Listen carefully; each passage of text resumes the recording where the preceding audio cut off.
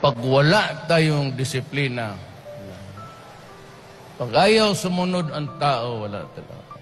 Kasi mismo yung gobyerno is the one oppressing the people.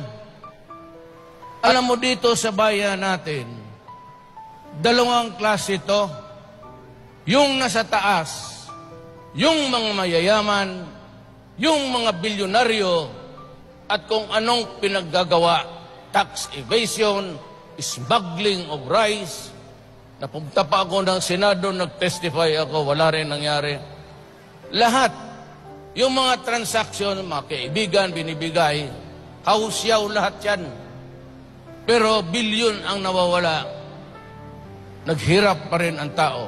Sa baba, because obedience dito, pagsunod ng batas, kung gusto mo lang, itong sa baba, ito yung mga kriminal na walang dalawang isip, papatayin ka, nanakawan ka, i-rape yung mga anak mo dahil sa droga.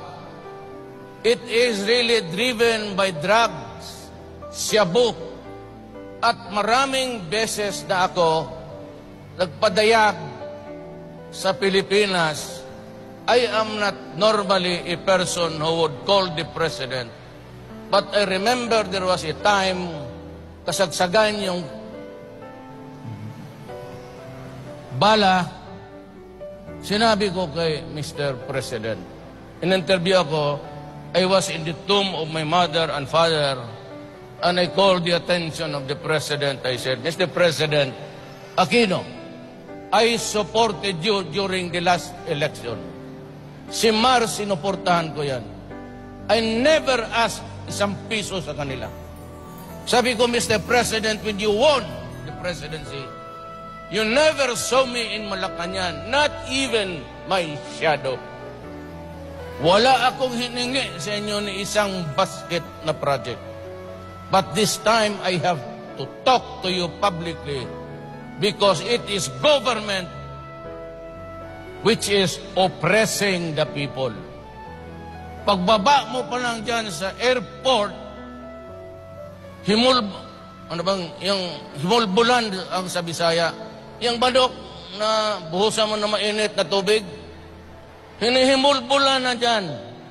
Ang kaya nilang kunin yung mga bagay-bagay ng mga mahirap, yung mga OFW at yung ordinaryong tao. Dito naman paglabas, andyan yung mga kung ano-anong racket sa taxi sa lahat na nakawan. At yung iba naman pagbiyahe, papuntang Pampanga, Bulacan, Luzon, pag napara niyan, yung kargo, yung biyahera, nawawala na lang.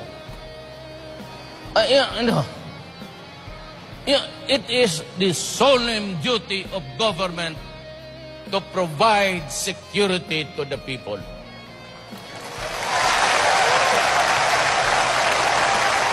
Pagka ikaw gobyerno, hindi mo lang maproteksyonan yung tao, umalis ka na lang.